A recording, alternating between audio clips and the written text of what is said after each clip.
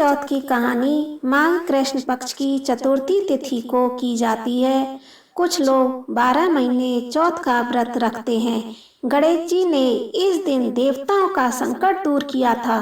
तब शिव जी ने आशीर्वाद देकर कहा था कि जो भी इस व्रत को करेगा उसके संकट दूर होंगे। तिल चौथ की माही चौथ, सकट चौथ, तिलकुटा चौथ के नाम से भी जाना जाता है। संकट चौथ का नाम ही सकट चौथ माता है। इसका मंदिर बूंदी में स्थित है। 4 चौथ करने वाले तिल गुड़ 5 आंखें हाथ में लेके बाद में हाथ में लिए सामान चांद उगने पर अर्घ देते समय चांद को अर्पित किए जाते हैं। कहानी कहने और सुनने से व्रत का संपूर्ण फल प्राप्त होता है। आइए हम आपको अब सुनाने जा रहे हैं तिल चौथ की कहानी। एक शहर में देवर जेठानी रहती थी। देवरानी गरीब थी और जेठानी अमीर थी। देवरानी गणेश जी की भक्त थी। देवरानी का पति जंगल से लकड़ी काटकर बेचता था और अक्सर बीमार रहता था।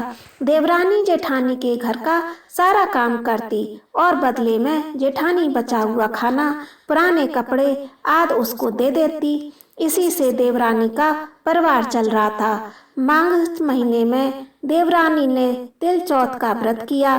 5 रुपए का तिल और गुड़ लाकर तिलकुटा बनाया। पूजा करके तिल चौथ की कथा और तिल चौथ की कहानी सुनी और तिलकुटा छीके में रख दिया और सोचा कि चांद उगने पर पहले तिलकुटा और उसके बाद ही कुछ खाएगी। कथा सुनकर वह जेठानी के यहाँ काम करने चली गई। खाना बनाकर जेठानी के बच्चों से खाना खाने को कहा तो बच्चे बोले, माँ ने व्रत किया है और माँ भूखी है। जब माँ खाना खाएगी तभी हम खाएंगे। जेठानी को खाना खाने को कहा तो जेठ जी बोले, मैं अकेला नहीं खाऊंगा। जब चांद निकलेगा तब सब खाएंगे, तभी मैं भी खाऊंगा। देवरानी ने कहा, मुझे तो घर जाना है, इसलिए मुझे खाना दे दो। जेठानी ने उसे कहा, आज तो किसी ने भी अभी तक नहीं खाना खाया, तुम्हें कैसे दे दूं? तब सुबह सवेरे ही बचा हुआ खाना ले जाना। देवरानी उदास मन से घर चली आई। देवरानी के घर पर पति बच्चे सब आस लगाए बैठे थे कि आज तो त्योहार है, इसलिए कुछ पकवान आदि खाने को मिलेगा। परंतु सब बच्चों को पता चला आज तो रोटी भी नहीं मिलेगी, तो बच्चे रोने लगे। उसके पति को भी बहुत गुस्सा आया। उसने कहा, सारा दिन काम करती हो, 2 रोटी भी नहीं ला सकती तो काम क्यों करती हो? पति ने गुस्से में आकर पत्नी को कपड़े के धोने से मारा। धोबना हाथ से छूट गया तो पाटे से मारा। वह बेचारी गणेश जी को याद करती हुई रोते रोते पानी पीकर सो गई। उस दिन गणेश जी देवरानी के सपने में आए और कहने लगे, धोब ने मारी, पाटे मारी, सो रही है, जाग रही है? वह बोली, कुछ सो रही हूँ, कुछ जाग रही हूँ। गणेश जी बोले, भूख लगी है, कुछ खाने को दे दे। देवरानी बोली, क्या दूं, मेरे घर में तो अन्न का एक दाना भी नहीं है। जेठानी ने बचा खुचा खाना देती थी, वह भी नहीं मिला। पूजा का बचा हुआ तिलकुटा छीके में पड़ा है, वही खा लो।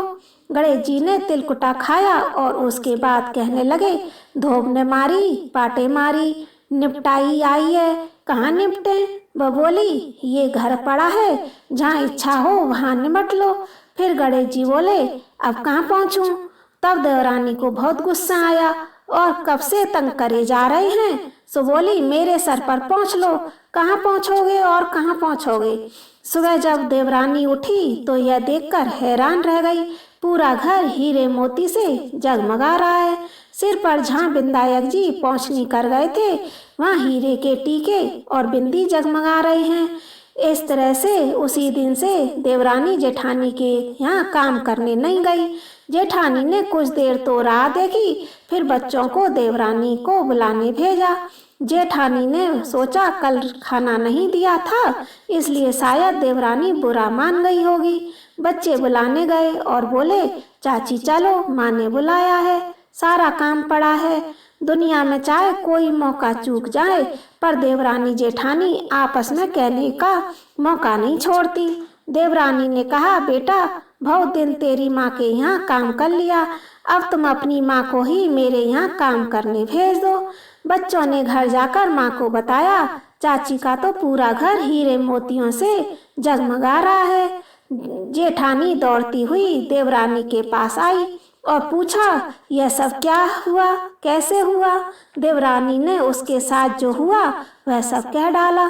घर लौटकर जेठानी ने कुछ सोचा और अपने पति से कहने लगी, आप मुझे धोबने और पाटे से मारो, तिलकुटा चौथ है।